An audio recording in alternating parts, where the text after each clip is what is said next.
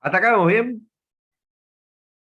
Estas son las funciones que vamos a ver y vamos a verlas ahora un poquito mejor cuando vamos a ver cómo se Profe, relevan y qué se ¿le relevan. puedo hacer una pregunta? Claro. Recién, antes que se corte el Zoom, había mencionado sobre un analista Ujú. y se me vino a la cabeza que hace poco se incorporó una chica que dijo que era analista y va sector por sector preguntando cómo son las tareas de cada uno y qué función cumple cada uno, pero que le detallen bien específicamente el paso a paso. Es esto. Vendría a ser esto, ¿no? Tenés una analista de puestos en el trabajo. ¿Y no se presentó qué es lo que iba a hacer ella con eso? Sí, se va presentando en cada sector, porque va como repitiendo, porque se va sentando uno por uno. Y los tiene todo el día preguntando, porque ella dice que tiene que armar gráficos y tiene que detallar todo. Me dijo, porque para ustedes es fácil, ustedes tienen que hacer, no sé, un Excel y tienen que completar tal cosa. Bueno, a mí es como ir a lavarse las manos, abrir la puerta, abrir la canilla, lavarse las manos, el jabón, bueno, empezó como a detallar que todo eso tiene que ella traducirlo en la función de cada uno. Sí, se presentó, pero todavía no me senté con ella. Y Gaby, entre ustedes, ¿qué piensan de esa persona? ¿Por qué está ahí? ¿Qué fue lo que dijeron para que esta persona está ahí?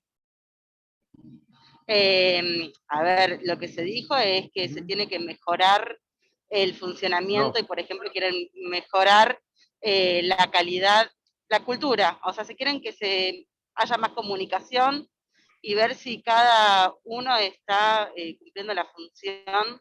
Capaz que hay un intruso, no sé, como usted había dicho, cumpliendo que pasó, una chica que liquidaba sueldos y no tenía nada que ver con esa función. Y ahora está como jefa de call center porque tenía otro perfil. Como que los van reubicando. Eso bueno, quieren ahí hacer. ya vieron que hay funciones de verdad, hubo reorganización buena. Pero por lo general, cuando le dijeron que iba a haber esto, ¿no se les ocurrió pensar que los iban a echar a todos a la mierda? Es que hubo varios que se fueron, o sea, que lo fueron en estas últimas semanas. Bueno, eso es un problema. Bien, Gaby, ¿qué es el tema? Están con mucha incertidumbre en el clima organizacional porque hubo cambio de dueños y nada, hubo muchos que se fueron y hay muchos que los están reubicando. Se fueron es un eufemismo para decir lo fueron, ¿verdad? O Exactamente. se fueron ellos. Ah, bueno, este es un caso especial de reingeniería que estás hablando, que cuando hay un cambio de firma. Que ahí, aunque haya ya el sistema ¿cómo se llama? Este sistema de diseño de puestos, ya está el manual de procedimientos hecho, se hace de nuevo. ¿Por qué? Porque cambia la cultura. Entonces, al cambiar las políticas y los objetivos organizacionales, porque cambia la dirección, entonces te va a cambiar también el para qué de los puestos. ¿Se entiende?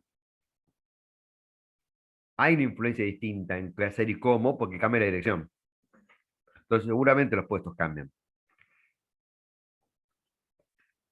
Esto de comunicar la función y los beneficios, los trabajos, es lo que te quería decir, lo que tiene que hacer, un poco lo que está haciendo esa chica, porque me contás vos, para sacar estos fantasmas. Bien que hay casos en los cuales pudieron reubicar y hasta mejorar el puesto de una persona después de evaluarlo y entender que no tenía nada que ver con el puesto que estaba haciendo. ¿Sí?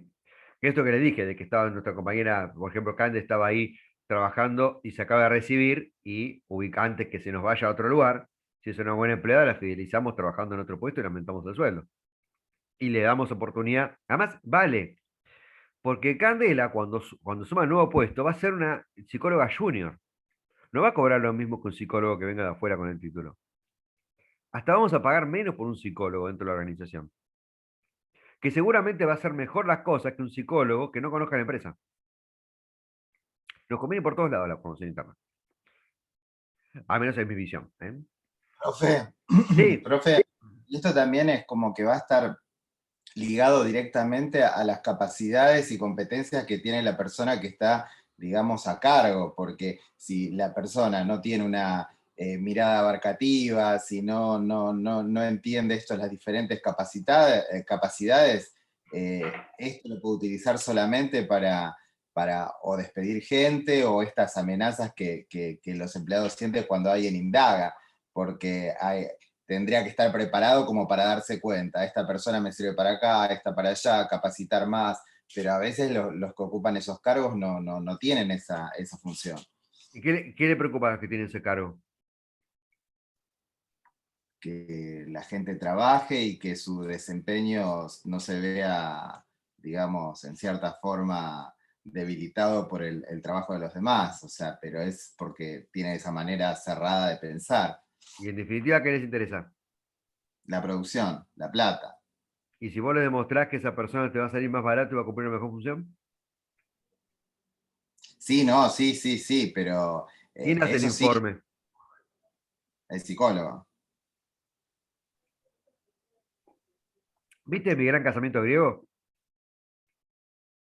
Película Hace vieja. mucho, casi ni me acuerdo. Hay una frase que la mujer, que Tula, se queja así, papá siempre dice que el hombre es la cabeza de la familia, y la madre le dice, sí, el hombre es la cabeza de la familia, y la mujer es el cuello, y hace girar la cabeza para donde quiera.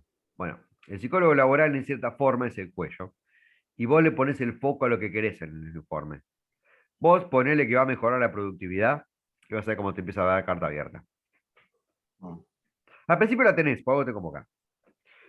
Así que vos tenés que demostrar al principio que haces productividad. Una vez que lo demostraste, empecé a proponer y vas a tener la confianza para hacerlo. Esa es la función tuya. Mm.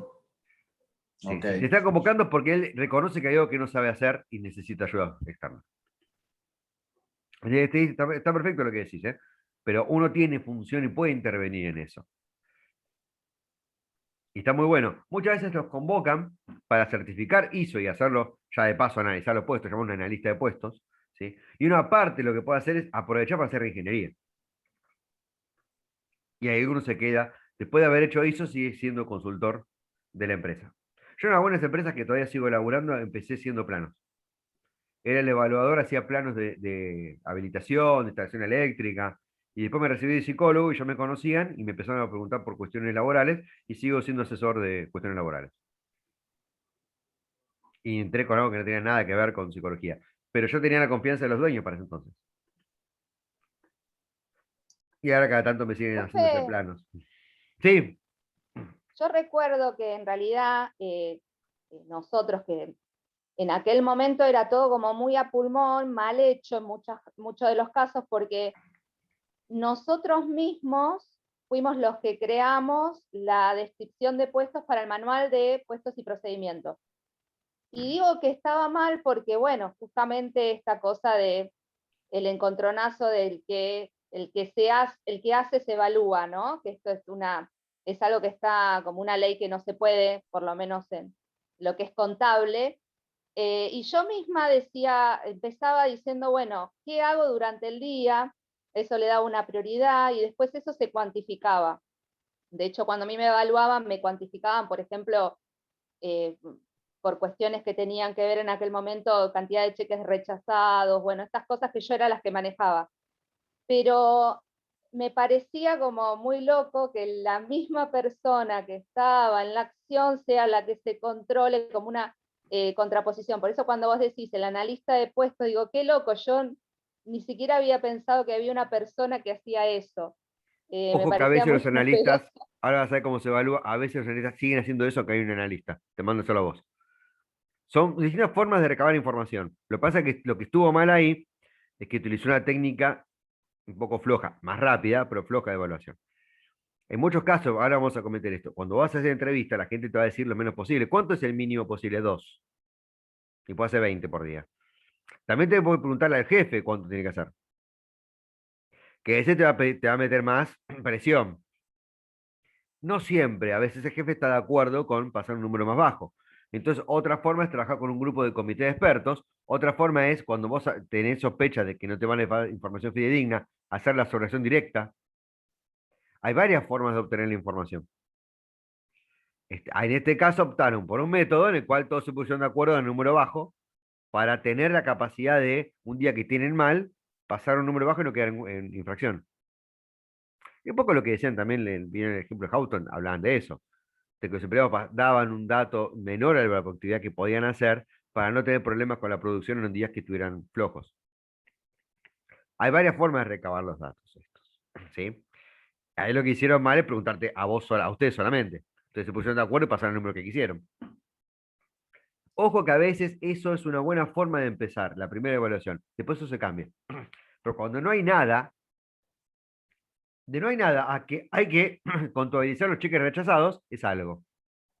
Después costamos el valor. Ahora vamos a ver esto. Vamos para ahí. Porque fíjate que a veces cuando son muchos empleados, hacer entrevistas individuales, ¿sí? Y observación directa lleva mucho tiempo. ¿Cómo haces para evaluar todos los empleados de Banco Nación? Entonces, pasar de nada a tener el hecho de que tienen que tener un número de cheques rechazados es un gran avance.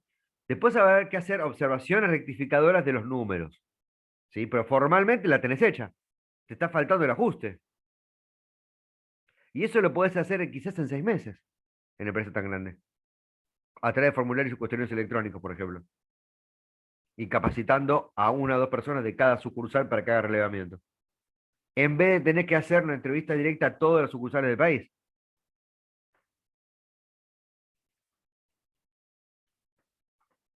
Ahí se cortó mi audio.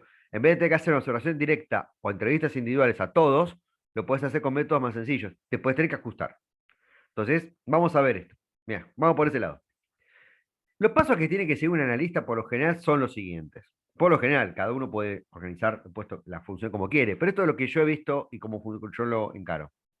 Primero hay que identificar los puestos a analizar. Para esto hay que ponerles nombre y unificar puestos similares y organizarlos en función de jerarquías y las relaciones. Gente de mantenimiento. La parte que hace mantenimiento eléctrico, mantenimiento mecánico, todo mantenimiento, pero con distinta función. Pero el mismo puesto. Esto, aunque el texto no lo dice, es relativo, muchachos. Ustedes saben que existen muchos manuales ya hechos y que el sujeto que se dedica a evaluación y a certificar ISO tiene parva de esto. Y hay un montón también por internet, ni siquiera. Yo acá tengo uno separado que lo utilizo porque es bastante neutro. Este es de Nicaragua. Un proceso de evaluación de clasificación de puestos para el Ministerio de Salud. Toda la gente que labura, ¿no? Fíjense que tienen un marco conceptual y referencial, tienen descripciones de puesto, qué es un puesto, qué es una descripción de puesto, qué es un perfil de puesto, tienen un montón de definiciones, tienen las políticas para hacer esto, el procedimiento para hacer el puesto, análisis, descripción de los puestos y perfiles, análisis y evaluación de los puestos, clasificación. Tienen un pequeño mapa conceptual, tienen un poco de anexo a los formularios, que son los que vamos a ver ahora, los cuestionarios. Diccionario de términos y competencias. Usa el manual tiene su propio significado a cada competencia. Esto hay que hacerlo también, si uno quiere hacerlo bien. Cuando dicen que tiene que ser orientación al usuario, ¿a qué se refiere? Esto, para esta organización. Y cada vez que cualquier distinta hoja hable de orientación al usuario, va a decir esto. Hay un diccionario de verbos, ¿sí? Más usuarios, ¿qué significa analizar? ¿Qué significa proponer? ¿Qué significa decidir? A ver si. No, se rece. Y, ultra. Resultados de aprendizaje de cada clase.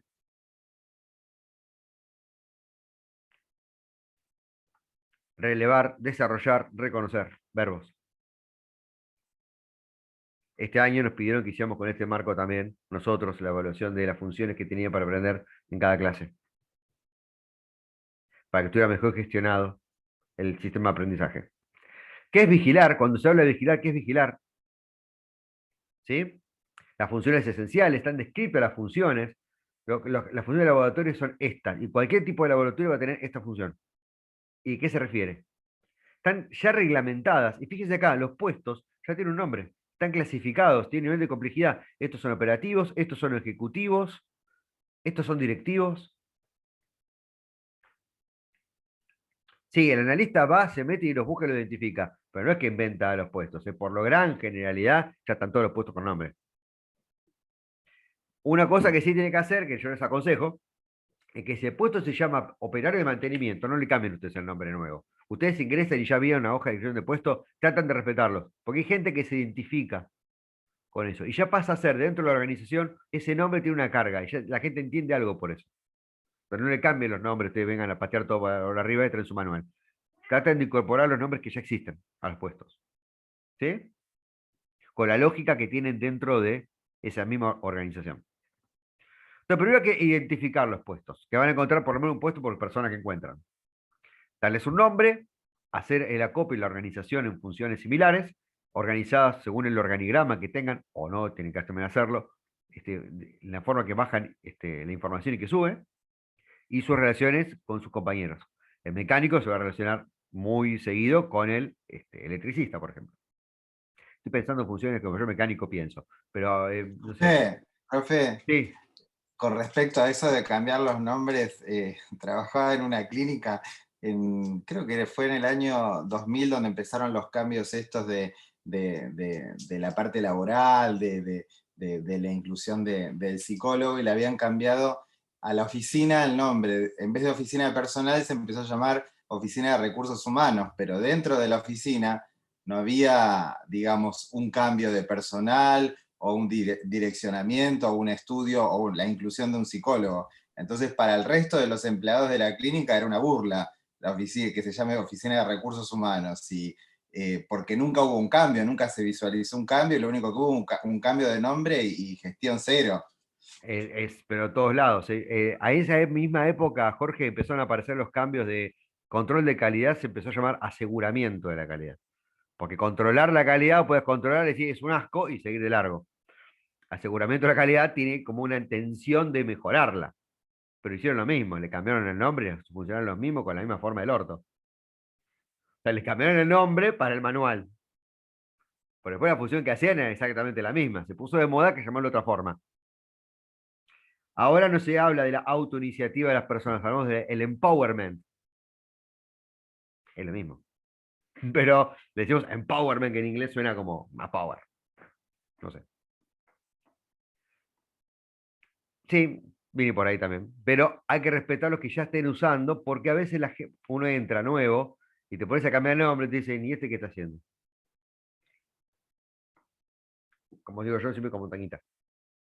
El punto número 2 es desarrollar un cuestionario de descripción de puestos. Esto es una cosa para mí fundamental para este lugar. No todos lo hacen, pero para mí sí es necesario. Que es la forma para poder relevar la información en forma ordenada y sistematizada. Cada cuestionario van a ver en el... A ver acá, ¿se puedo poner?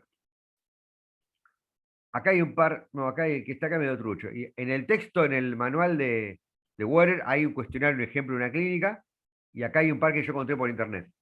No quiero mostrar ejemplos míos porque siempre hay alguien que labura donde yo, siempre. Así que acá hay uno, ¿ven? Que tiene un montón de datos. Son los cuestionarios para analizar. No es la hoja de descripción. Estas no son las hojas de descripción, estos son unos cuestionarios para relevar. ¿Se ven?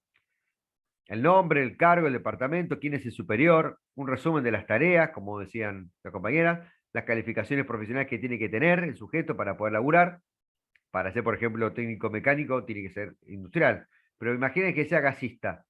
Y a lo mejor para la empresa, para hacer las funciones, tiene que tener certificado una matrícula de Metrogas para poder intervenir en instalaciones industriales. A lo mejor justo tenemos uno que sabe y los demás no. Lo tenemos que empezar a incluir en la búsqueda, en la hoja de descripción de puesto. Porque si nos va esta persona y no podemos modificar a nivel legal nada de la instalación de gas porque no podemos certificar la instalación hecha. ¿Se dan cuenta?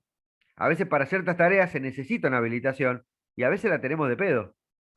Y ese personal es clave entonces para vos. Entonces, que tengan acá, que él les pueda explicar el valor de su función. Que a veces él lo sabe y la empresa no lo reconoce. Las calificaciones profesionales, lo que acabo de decir, perdón, los equipos y máquinas que utiliza, puede utilizar AutoCAD, por ejemplo, un programa de gestión de documentos, las responsabilidades que tiene, qué cosas son responsabilidades de él, los contactos que hace entre departamentos para ver las relaciones horizontales, por ejemplo, si tiene supervisión a quién y cuántos, de quién recibe supervisión, qué decisiones toma, las condiciones que tiene su lugar de trabajo, trabaja a temperatura, turnos rotativos, mal clima.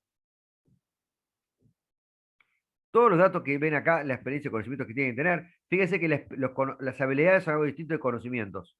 Todo esto, escolaridad y conocimientos es junto. Experiencia es otra cosa y habilidades es otra cosa. Después vamos a ver que esto son lo que conforman después una competencia. Acá está relevando las competencias. La información para hacerlas. Y alguna información adicional que no se les haya ocurrido poner, pero se les ocurre y les pueda suministrar extra la persona que están ustedes relevando. ¿Sí? Entonces, estos cuestionarios tienen un montón de funciones y están muy buenos para recabar información y que no se les escape nada. Tienen que tener el nivel de información, o sea, el nivel jerárquico y el nombre del puesto, cuáles los deberes y responsabilidades, como vimos, las características individuales que tiene que tener el sujeto, que a él lo hacen permitir la tarea que se realice bien, y el nivel de desempeño que se espera. Esto es lo que decía Jessica, que se tiraban para abajo. No siempre hay que tratar de entender que si contratas a una persona que rinde poco, el resto del laburo lo va a tener que hacer él. Así que el nivel de desempeño hay que tratar de poner un nivel realista, hay que tratar de incentivar que el empleado que esté relevando ponga un nivel realista de desempeño. Y si no, si te das cuenta que no, hay que buscar relevarlo de otra forma. De esto también se elige personal. Si vos elegís personal que labura muy poco, porque vos pusiste que el nivel requerido era poco, y se va a comprometer la producción. El tercer, ojo, esto no es un solo cuestionario para todo el mundo. No le va ni con este cuestionario un gerente de IT. ¿Sí? Los cuestionarios se van adaptando a los puestos. A lo mejor te sirve para operarios y para administrativos, pero ya no te va a servir para ejecutivos probablemente. La parte de conocimientos, habilidades y experiencia tiene que ser mucho más largo que eso que pusimos ahí. No va a alcanzar con secundario completo. ¿Se entiende?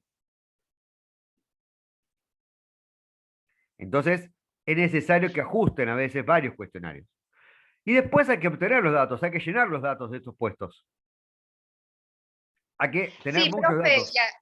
y además estaba pensando, ¿no? En lo Sí, específico de cada puesto que le pone la persona, que eso cuesta tanto también ponerlo de alguna manera en el perfil de puestos, pero que esta, me estoy dando cuenta, sería una forma de reunir esa información que uno no la tiene y que la persona ya lo está haciendo.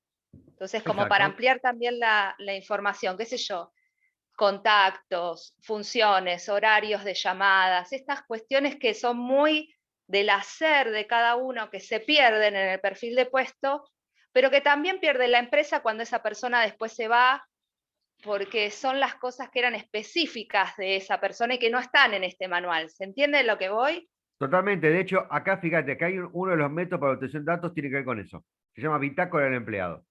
Uno de los métodos es darle a cada uno un cuaderno con las consignas, a esa división le vas a dar a todos, ¿no? Uno por uno, que vayan anotando cada intervalo de un par de horas, depende de cuándo funciona, a veces pueden cada 2 horas, cada 4, las funciones que estuvieron haciendo. En lo posible también con la hora en que lo hicieron, como dijiste vos, a qué hora llaman, a qué hora hacen la función. La bitácora del empleado te permite tener en una semana una información muy detallada de las realmente funciones que hizo y útiles y cuánto hizo. ¿Cuál es tu función? Controlar el sistema eléctrico. Y a lo mejor anotó que una vez por día prendió la luz y la apagó a la noche. Entonces, el control eléctrico es una pavada en realidad. No es que está yendo cada 15 minutos a ver la electricidad. Entonces, esto te permite ver en realidad cuánto realmente hace de la tarea que él define, que él pone.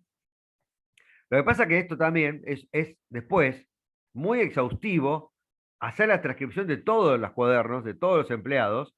Especialmente yo te digo con algunas letras que tienen algunos. Porque alguna persona que tiene una caligrafía que es espantosa, andá vos a tratar de identificarlo. Ay, yo soy una de esas.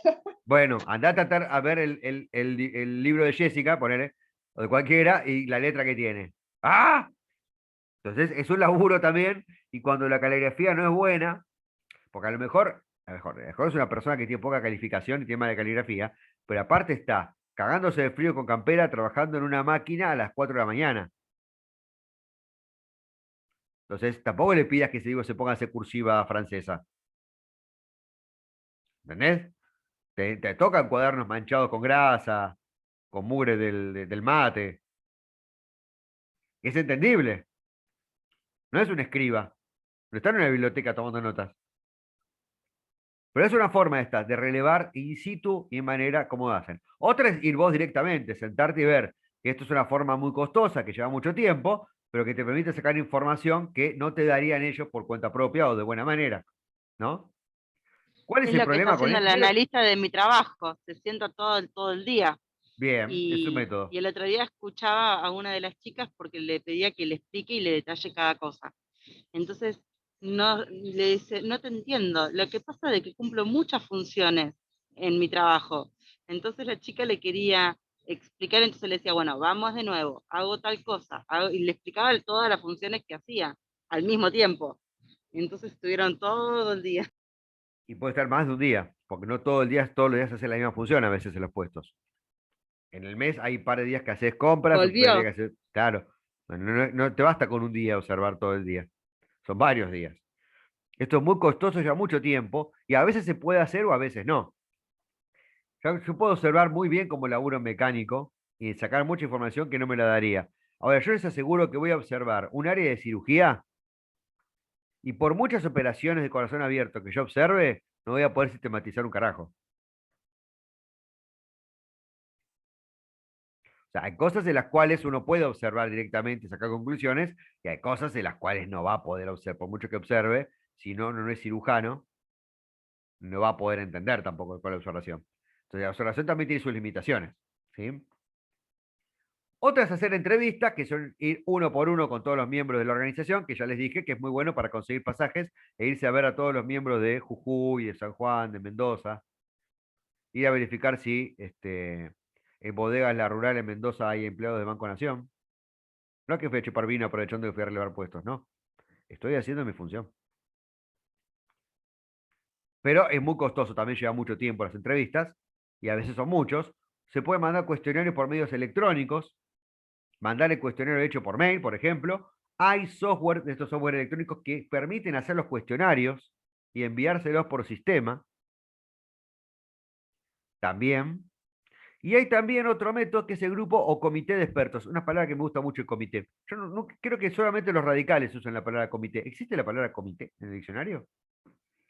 Yo voy a inventar una frase donde puedo usar la palabra comité.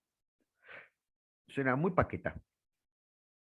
El comité de expertos es convocar a gente que trabaje de esto y sea especialistas y preguntarles a ellos para sintetizar los niveles óptimos de productividad, por ejemplo, como la gente de Jessica que no quiere decir lo que hace.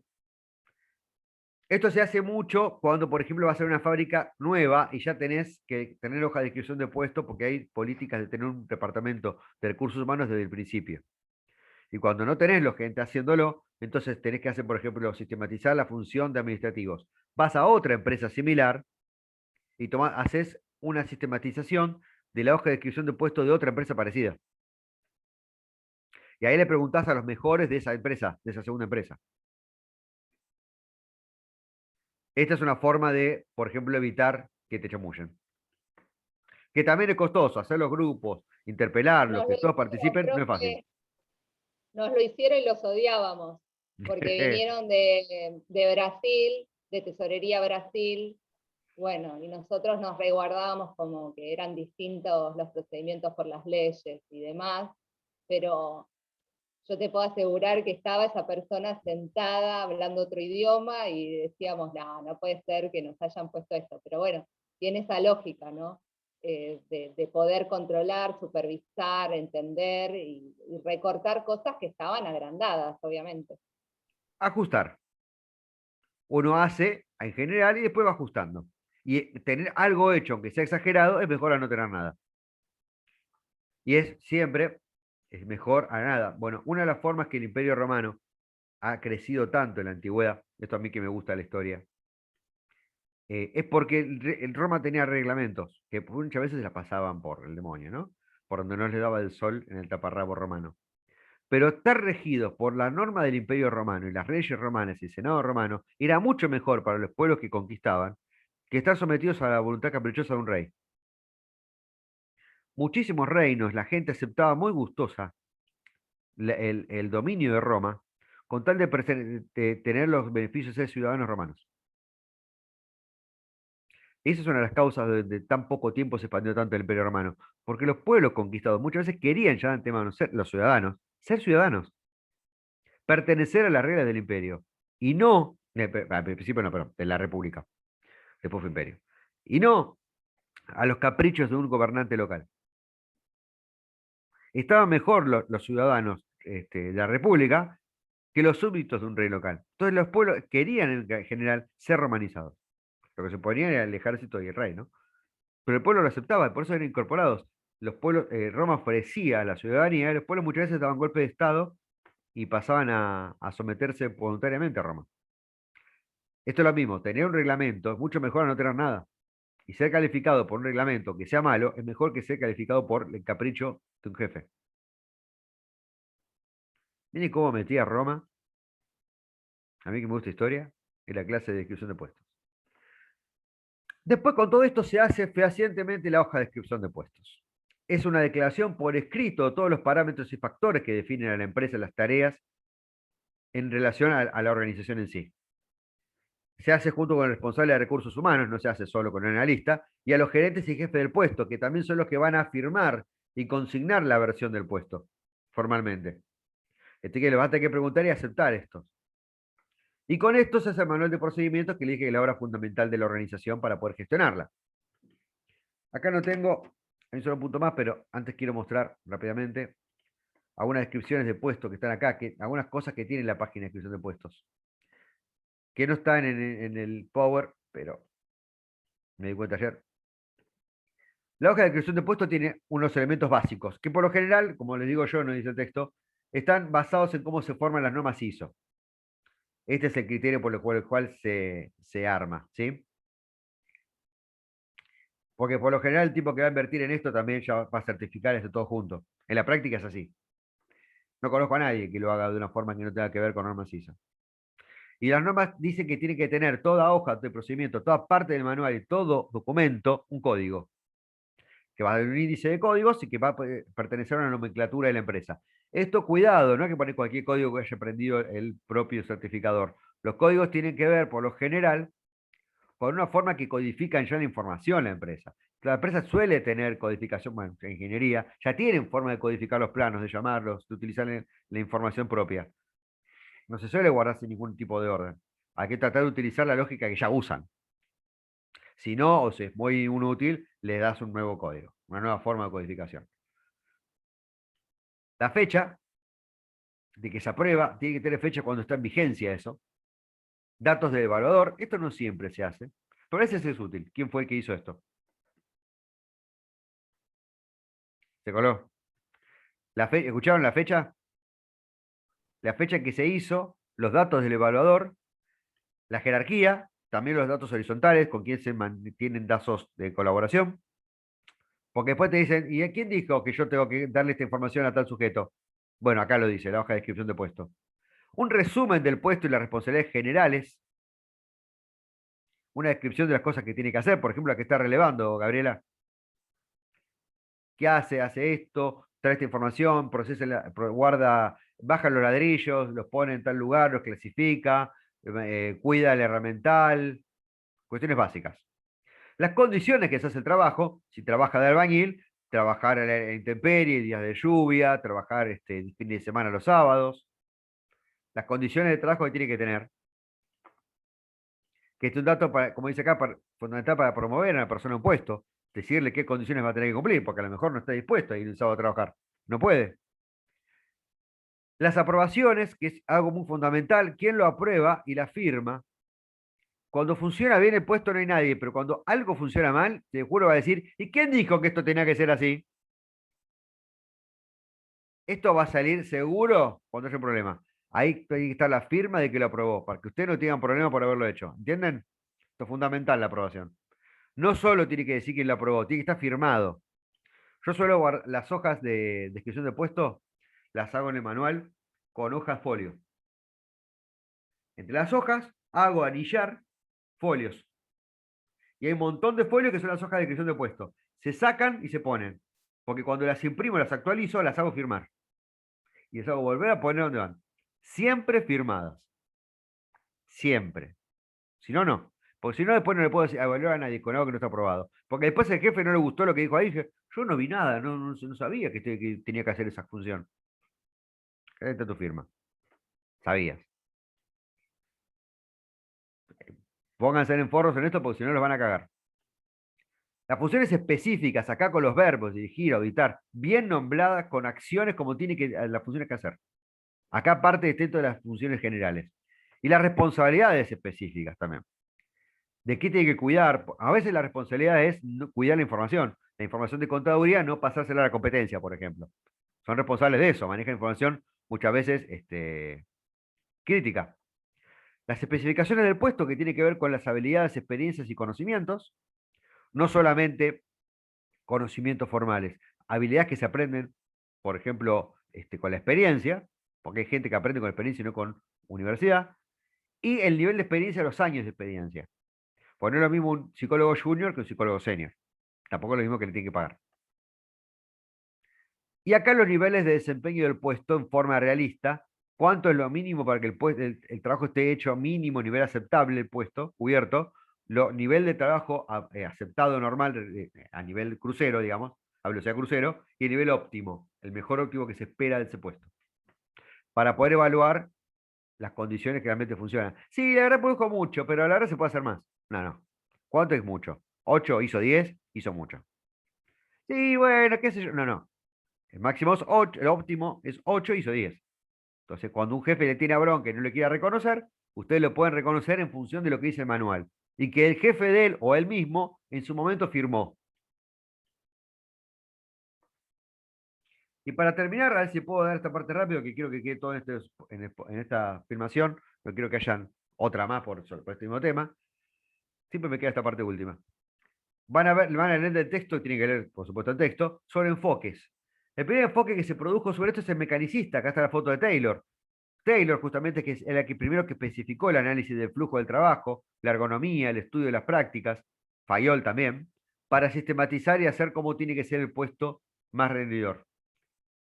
Después de este enfoque mecánico aparecimos un enfoque basado en el entorno, que esto es muy importante. Usted tiene que focalizar la hoja de descripción de puesto, no solo lo que ustedes quieren hacer en el puesto, sino también la gente que disponen en el entorno para poder contratar. Ustedes quieren poner una fábrica en Río Gallegos, una metalúrgica, porque así sacan el acero por barco fácil a Europa. Y tienen alrededor de Río Gallegos la cantidad de operarios industriales mecánicos que puedan operar la fábrica. Van a poner para la inscripción de impuestos un banco en Jujuy. Fantástico. Saben que en Jujuy de 13 a 15 no trabaja nadie, ¿no? Los bancos cierran en el norte con el calor que hace. Y después trabajan 2 horas más. No es la misma hoja de descripción de puesto en el norte que en el sur. Tiene que adaptarse a un enfoque basado en la gente que realmente disponen para trabajar. Y un enfoque conductista, bien de psicología conductista, que son las condiciones de mejora de los empleados, que son las deseables,